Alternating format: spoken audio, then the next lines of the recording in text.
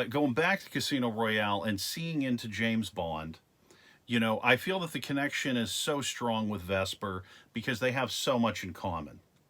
It's revealed, both of them were orphans, and they're both able to size each other up perfectly in their first meeting on the train. Yeah. And they're very cutting with what they say to each other. But, there's this devilish joy that both of them seem to have. And it's unique. They have this great, beat. They have this great pattern between them. Well, and she's also not afraid to stand up to him. Yes. And I think that that's actually something that we see over and over with Daniel Craig's Bond, is that he appreciates women who do stand up to him, because M is the same. Yeah. And he and M, he and Judi Dench have a really good chemistry in a lot of ways. Sure do. And she, she's always putting him in his place. Mm-hmm. And he's super okay with that. He wants that out of people. He does. I think that, the relationship with Judi Dench this time, when I watched it, this was, in my opinion, very motherly.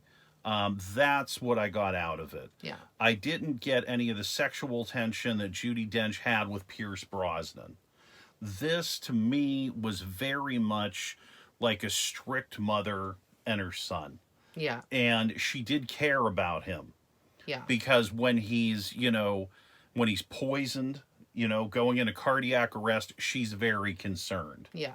And along the way, she gives him enough information to move along. At the very end of the film, she contacts him and says, "Oh, have you not brought the money to the bank yet? The man from the treasury is here." Yeah. And that is the tip-off of tip-offs, to say, you need to find out what's going on with Vesper. And he also says, I've quit. And she says, we'll discuss that later. Yeah, definitely very mom kind of a move. Yes. And then also when, they're having that conversation about him coming back and he's, saying really crap things about Vesper, mm-hmm. M is saying to him, the reason you're alive is because of her, if you stop and think about it.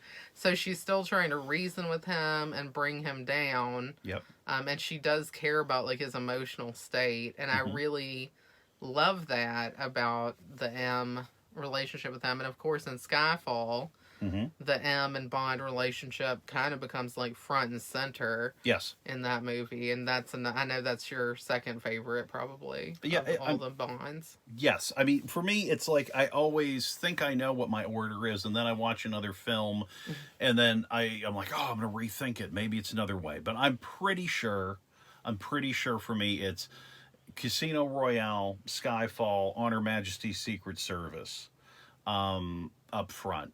And then from there, I can always go, oh, what about this or that?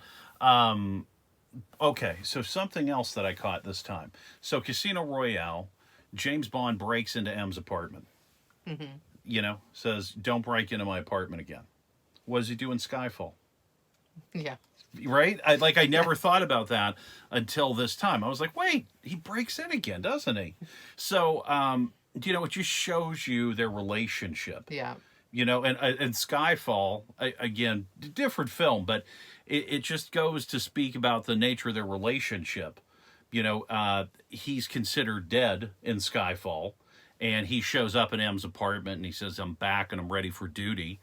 And she's like, well, we've gotten rid of your apartment, we sold all your belongings. And he's like, well, where am I supposed to go? And she's like, you're bloody well not staying here. You're not moving back into my house, sonny boy. No.